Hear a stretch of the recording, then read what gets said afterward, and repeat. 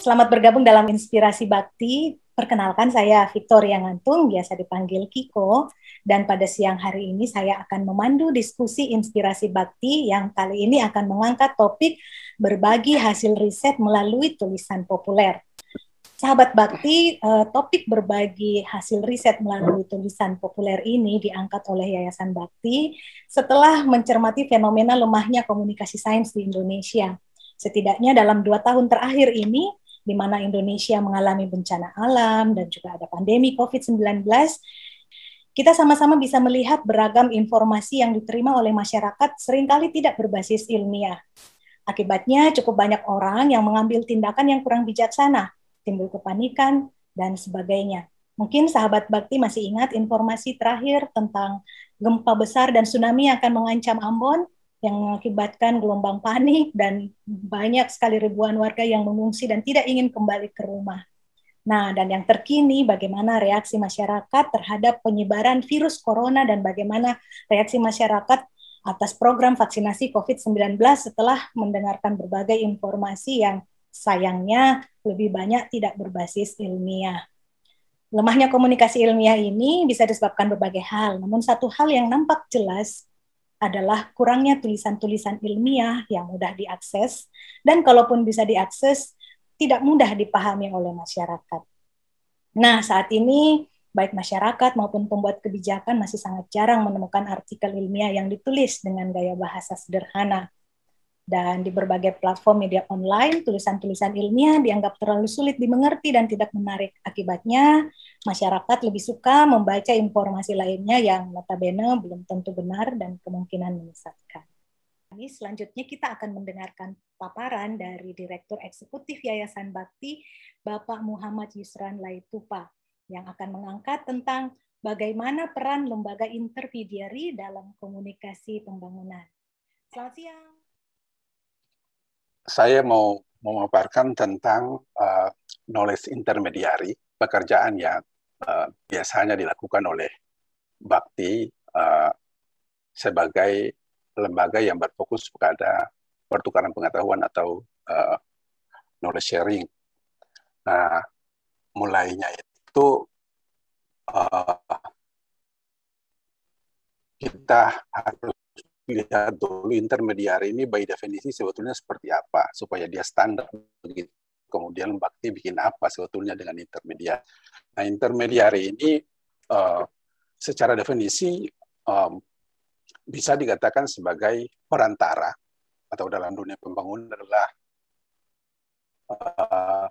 entitas atau organisasi atau lembaga yang terlibat dalam proses menghasilkan atau menafsirkan merangka pembangunan modern. Kemudian intermediari itu bekerja untuk memungkinkan dan menjembatani pihak terkait dalam ekosistem pengetahuan, mulai dari supply side sampai ke demand side, mengikuti tindakan membuat pilihan berdasarkan informasi dan pengetahuan, serta memahami penilaian apapun yang dibuat di dalamnya. Singkatnya itu, intermediari itu memastikan bahwa informasi atau pengetahuan itu bisa dijelaskan atau dibicarakan dengan cara yang sederhana, yang dapat dimengerti oleh semua pihak, termasuk pihak-pihak yang paling rentan atau paling marginal sekalipun. Nah, terus bagaimana Bakti bekerja sebagai lembaga intermediari atau lembaga pertukaran pengetahuan. Nah, Bakti bekerja dalam 3 platform. Pertama, jaringan pertukaran pengetahuan, platform jaringan pertukaran pengetahuan. Di dalam jaringan pertukaran pengetahuan ini ada beberapa jaringan yang dimanfaatkan oleh Bakti untuk mengkomunikasikan informasi yang didapat atau dihasilkan atau disaring lewat Bakti. Yang pertama adalah Forum Kawasan Timur Indonesia atau kita biasa melakukannya Festival Forum Kawasan Timur Indonesia, sebuah forum terbuka dan independen, yang anggotanya itu kami sebut sebagai para pembaharu atau reformers di bidang-bidang mereka masing-masing. Forum ini multi pihak, ada yang mewakili pemerintah daerah, ada swasta, ada anggota parlemen, ada orang NGO, kelompok masyarakat adat, dan para peneliti juga, akademisi, media, macam-macam orang yang hadir di dalam forum ini. Mereka bertemu satu kali dalam 2 tahun dalam bentuk festival yang kemudian memberi panggung kepada para pelaku pembangunan atau inovator untuk berbagi praktek-praktek baik atau praktek di Bakti, kita istilahkan dengan praktek cerdas, yang sudah berhasil mengatasi tantangan pembangunan yang mereka hadapi di wilayah mereka masing-masing.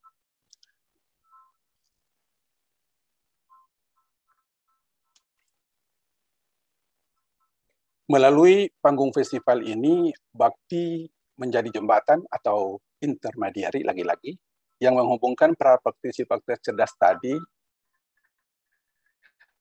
dengan para inovator pembangunan atau pembangunan lainnya yang ada di kawasan ini. Tapi kadang-kadang juga bisa kawasan barat dan tengah dari Indonesia. Forum Kepala Bapeda Provinsi Kawasan Timur Indonesia. Saya kembali ke Forum Kawasan Timur Indonesia dulu. Forum Kawasan Timur Indonesia itu harusnya 2 tahun sekali. Kita sebetulnya berencana untuk melakukannya Oktober tahun kemarin. Karena bencana di NTT, kita harusnya melakukannya di NTT, tapi karena ada bencana di NTT kemarin, terus kita tunda lagi. Mudah-mudahan tahun ini kita berhasil membuatnya, tapi kita mau membuatnya dalam bentuk road to Festival Forum KTI dulu. Kemudian kalau situasi pandemi sudah membaik, mudah-mudahan kita bisa melakukannya di tahun depan. Berikut adalah forum Kepala Bapeda Provinsi Sekawasan Timur Indonesia.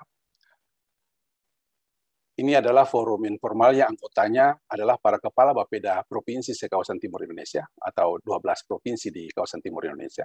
Dan mereka berkumpul sekali dalam setahun. Di masa pandemi ini kami menyesuaikan dengan melakukan pertemuan secara daring. Melalui forum ini, Bakti memfasilitasi pertukaran pengalaman tentang tantangan pembangunan, terus lesson learned, praktek-praktek baik dalam bidang perencanaan pembangunan dan peluang kerja sama regional yang dapat diajukan sebagai usulan kepada pemerintah pusat melalui Bappenas. Bakti biasanya menghadirkan Bappenas dalam pertemuan ini.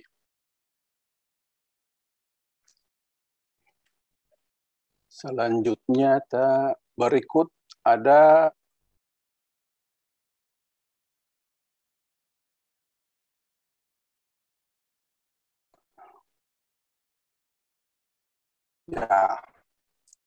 yang berikut ada jaringan peneliti kawasan Timur Indonesia hadir bersama, dan ada beberapa dedeng Covid, ada di sini juga ada Prof. Maruf, ada Pak Agus Salim, ada Kakak John juga yang juga jadi orang Jikti dari awal.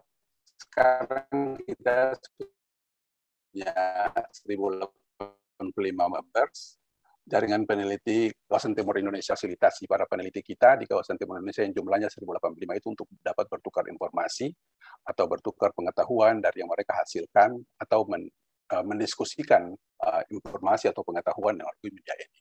Lalu ada sahabat Bakti, kita sekarang punya lebih dari 1.900 member sahabat Bakti yang juga bisa mengirim dan menerima informasi atau pengetahuan yang diseminasi oleh Bakti.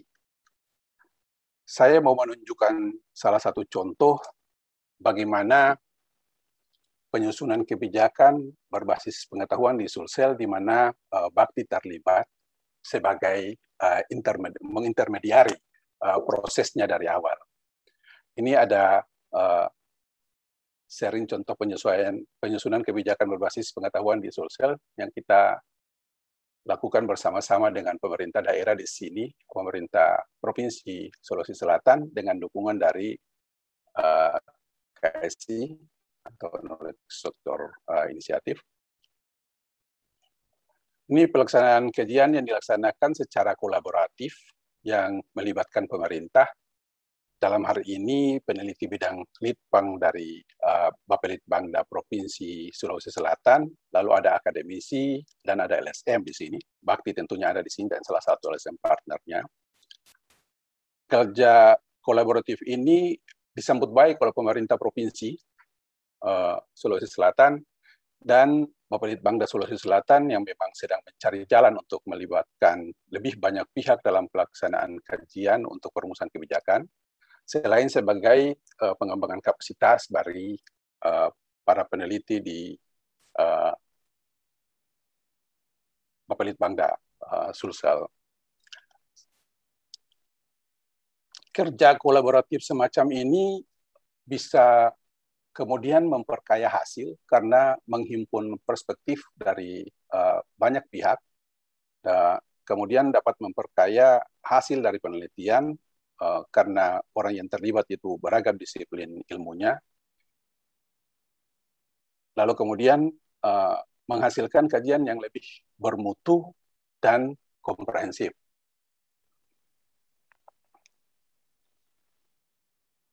Bakti terlibat di sini mulai dari awal sekali agenda setting sampai dengan mempersiapkan proses penelitiannya, ikut di dalam memfasilitasi diskusi-diskusinya, sampai dengan mengawal dengan perumusan hasilnya, sampai dengan mengawal hasil itu menjadi rekomendasi dibuat dalam tulisan yang populer yang kemudian direkomendasikan kepada pemerintah daerah, pemerintah provinsi Sulawesi Selatan untuk dijadikan dasar bagi perumusan kebijakan yang dikawal dari sampai sekarang masih dikawal untuk dilahirkan kebijakannya.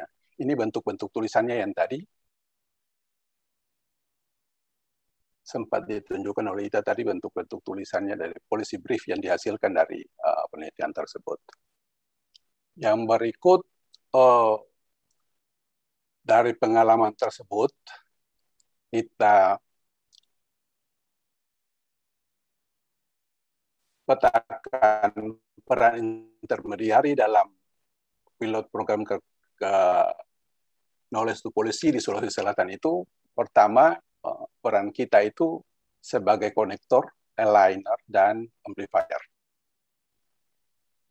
Yang kedua, supaya bisa menjalankan peran itu dengan baik, kita harus terlibat mulai dari awal, dari agenda setting, memfasilitasi forum multi pihak, dari diskusi-diskusi pertamanya, lalu berperan penting dalam memastikan proses pelaksanaan kajian, itu mulai dari persiapan pelaksanaan kajian dan diseminasi hasil kajian, lalu kemudian memfasilitasi proses tindak lanjutnya dalam rekomendasi kajian, advokasi, dan formulasi kebijakan.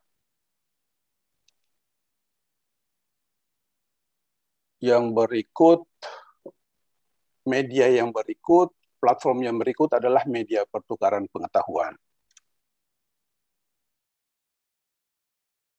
Di media pertukaran pengetahuan, Bakti punya Bakti News. Ini sudah legend dari awal Bakti ada. Memang Bakti News yang diproduce. Ada majalah yang mengangkat praktik-praktik baik dari dunia pembangunan di kawasan timur Indonesia. Ini topik yang diangkat dalam Bakti News selalu itu pembangunan manusia, ada tata kelola pemerintahan, terus ada lingkungan hidup, ekonomi, perempuan, dan perlindungan anak. Sekarang Bakti punya Bakti News dan juga online. Selain majalah kertas yang tetap masih kami distribusikan untuk wilayah-wilayah tertentu yang tidak bisa, masih sulit dijangkau dengan internet, tapi kalau yang mudah dijangkau dengan internet, kami sudah bisa menjangkau mereka dengan Bakti News yang online. Di Bakti News ini banyak tulisan dikirimkan tidak hanya hasil penelitian, tapi juga hasil kerja-kerja aktivitas pembangunan yang dilakukan oleh para maupun komunitas atau informal, itu bisa di-share ceritanya melalui Bakti News yang kemudian bisa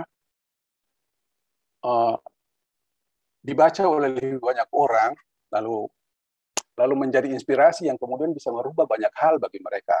Terkadang kita yang melakukan sesuatu melihat yang kita lakukan itu sebagai sesuatu yang kecil, sederhana, dan malu-malu atau segan untuk membaginya kepada orang lain. Tapi saya mau mendorong Ibu Bapak semua yang ada di sini, bukan hanya peneliti, terutama peneliti, tapi yang bukan peneliti, ceritakanlah apa yang Bapak Ibu lakukan kalau itu sudah bisa menjawab sesuatu persoalan di wilayah di mana Bapak Ibu ada. Ceritakanlah secara sederhana, dan orang akan bagikanlah melalui kami atau melalui siapapun, supaya orang dapat belajar dari apa yang Anda lakukan untuk merubah hidup mereka. Mungkin buat Anda itu sederhana, simple, tidak merubah banyak hal, tapi itu bisa menginspirasi banyak orang dan bisa berdampak luar biasa bagi kehidupan mereka atau bagi tantangan yang mereka hadapi di wilayah mereka. Jadi berbagilah apa yang Anda lakukan dengan orang lain, mungkin itu bisa membuat mereka bisa memperbarui kehidupan mereka di waktu-waktu yang akan datang. Yang berikut ada portal Batukar Info.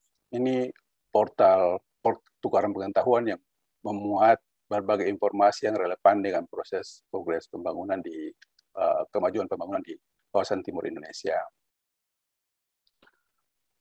Lalu yang berikutnya ada,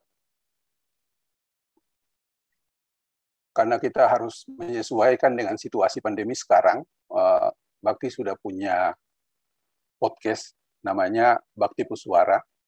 Ya, Bakti mengajak Anda menyelami tradisi budaya atau isu sosial serta perkenalan dengan figur-figur keren pelaku perubahan di Papua, Maluku, Sulawesi, dan Nusa Tenggara. Ada 12 provinsi di kawasan timur Indonesia yang ada di dalam 4 region ini. Ini podcast Baswara ini dapat dinikmati juga di Apple Podcast, Spotify, dan juga YouTube.